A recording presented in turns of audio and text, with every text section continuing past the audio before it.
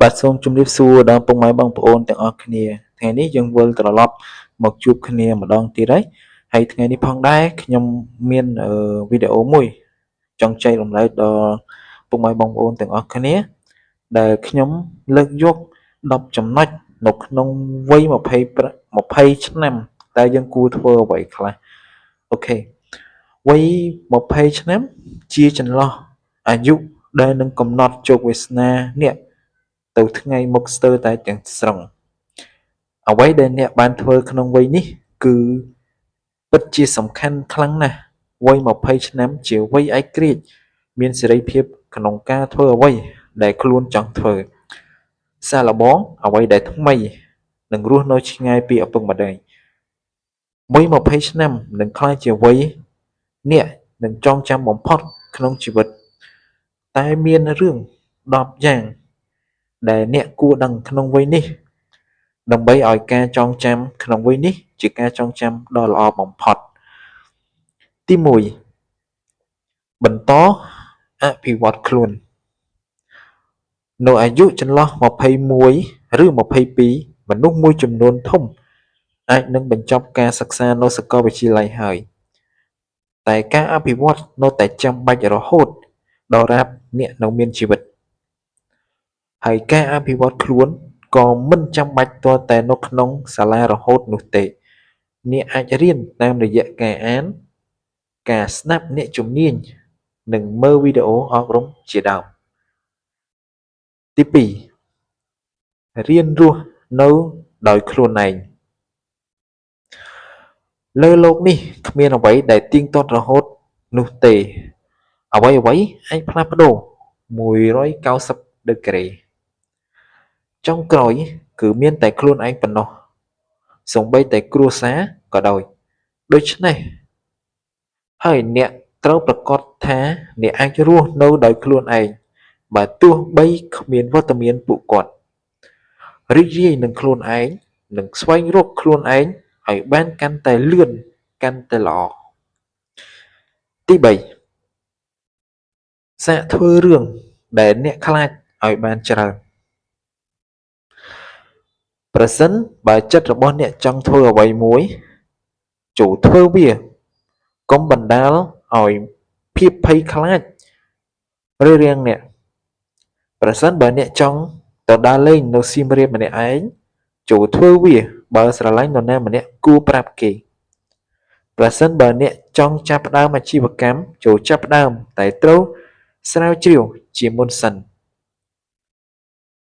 វ័យ20ឆ្នាំជាពេលដែលអ្នកមានឱកាសធ្វើវាបើសិនជារឿងដែលអ្នកចង់ធ្វើនោះមិនប៉ះពាល់ដល់អ្នកដទៃចូលធ្វើវាចោះមុនពេលអ្វីហួសពេលទី4កុំប្រៀបធៀបខ្លួនឯងនឹងអ្នកដទៃនៅក្នុង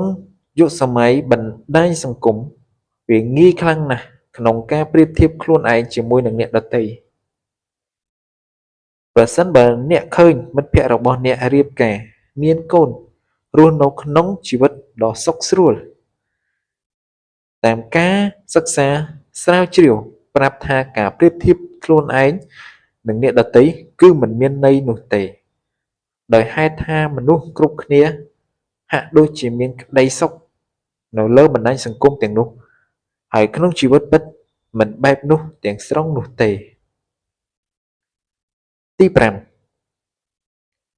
មតិរបស់អ្នកដទៃមិនសំខាន់ជាងខ្លួនអ្នកនោះទេតាមការយល់ឃើញរបស់អ្នកដទៃអាចមិនសំខាន់ដោយការយល់ឃើញរបស់ខ្លួនអ្នកផ្ទាល់នោះទេវាមិនសំខាន់នោះទេបើទោះបីជាអ្នកចាស់ជាងជោគជ័យជាងមានការអប់រំល្អជាងការយល់ឃើញគឺជាការយល់ឃើញតែអ្នកសម្រេចចិត្តលើជោគវាសនាខ្លួនឯងគឺជាអ្នករៀនជឿជាក់លើខ្លួនឯងដោយមានហេតុផលនិងស្វែងយល់ឲ្យបានថាគួរសម្រេចចិត្តបែបណាឲ្យត្រូវសម្រាប់ខ្លួនអ្នកទី6ប្រមូលព័ត៌មានណាដែលសំខាន់ចំណេះដឹង គឺជាទុនធំមួយសម្រាប់អ្នកនៅអាយុប៉ុណ្ណេះដូច្នេះការក្តោបយកអ្វីដែលថ្មីអ្វីដែលល្អគឺជាចំណុចខ្លាំងមួយដែលអាចនាំអ្នកទៅរកអ្វីដែលអ្នកចង់បានបើអ្នកគ្មានដឹងអីសោះពីគោលដៅអ្នកហើយចេះតែដើរខុសផ្លូវនោះអ្នកនឹងខ្ជិះខ្ជាយពេលឥតប្រយោជន៍ការប្រមូលយកព័ត៌មានដែលទាក់ទងនឹងក្តីសុបិនអ្នកអាចឲ្យអ្នកដើរចំគោលដៅនិងមានចំណាយពេលច្រើនក្នុងការស្វែងរកទី7ចេះអត់ធ្មត់និងកុំស្មុគស្មាញជាមួយពេលវេលាពេកត្រង់នេះចង់ឲ្យអ្នកចេះអត់ធ្មត់ជាមួយពេលវេលាព្រោះពេលខ្លះអ្នកចង់បានអ្វីមកដល់ដៃភ្លាមៗដោយមិនចង់ចំណាយពេលច្រើនកុំគិតលើវាច្រើនពេករហូតធ្វើឲ្យអ្នកខូចការព្រោះត្រូវចាំថាគ្រប់យ៉ាងគឺត្រូវការពេលបើអ្នកគ្រាន់តែមានពេលក៏មិនអាចចាំបាននោះតើអ្នកអាចរងចាំភាពជោគជ័យបានយ៉ាងម៉េចទៅទី8សន្សំបទពិសោធន៍អាយុខ្ទង់20ឆ្នាំគឺជាវ័យមួយដែលពេញកម្លាំងពេញប្រាជ្ញាដូច្នេះអ្នកគួរតែដើរសន្សំបទពិសោធន៍ឲ្យបានច្រើនព្រោះបន្ទាប់មកអ្នកនឹងងាយស្រួលក្នុងការដើរទៅកាន់អ្វីដែលអ្នកចង់បាន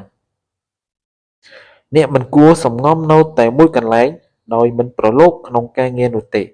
ព្រោះបើហួសវ័យអ្នកនឹងបាត់បង់ចំណុចអាទិភាពមួយក្នុងឆាកជីវិតទី9រៀនភាសាយុគសម័យនេះបើអ្នកមិនចេះភាសាឱកាសជោគជ័យអ្នកនឹងបាត់បង់មួយផ្នែកធំអ្នកគួរតែចំណាយពេលរៀនភាសាឲ្យបានច្រើនប្រើការបានព្រោះបើអ្នកមិនចេះភាសាផ្សេងក្រៅពីភាសាកំណើត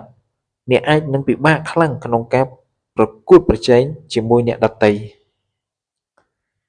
ទី10មានទំនាក់ទំនងល្អជាចំណុចមួយដែលអ្នកមិនអាចខ្វះបានព្រោះបើអ្នកខ្សោយក្នុងការតាក់ទងហើយនោះភាគរយដែលអ្នកអាចឈានជើងឡើងទៅខ្ពស់ក៏បានកាត់បន្ថយដែរពេលខ្លះអ្នកមានសមត្ថភាពហើយតែបែរជាគ្មានឱកាសក្នុងការបញ្ចេញដោយសារតែគ្មានអ្នកនាំផ្លូវគ្មានអ្នកជួយបើកឱកាសឲ្យបើអ្នកមានទំនាក់ទំនងល្អក្នុងសង្គមទៅដល់ណាក៏គេនឹកឃើញអ្នកមុនគេដែរទាំង10ចំណុចនេះគឺជាចំណុចសំខាន់សម្រាប់យុវជនដែលមានអាយុចាប់ពី20ឆ្នាំឡើងគួរតែយកវាទៅអនុវត្តប្រចាំថ្ងៃហើយវីដេអូរបស់ខ្ញុំគឺបញ្ចប់ត្រឹមនេះហើយជាចុងក្រោយសូមពឹងបងប្អូនជួយចុច Subscribe និងចុច Like វីដេអូរបស់ខ្ញុំម្នាក់មួយផងប្រសិនបើគិតថាវីដេអូរបស់ខ្ញុំវាផ្ដល់នូវអត្ថប្រយោជន៍ដល់អ្នកស្ដាប់ដល់អ្នកទស្សនាបាទសូមអរគុណសូមជម្រាបលា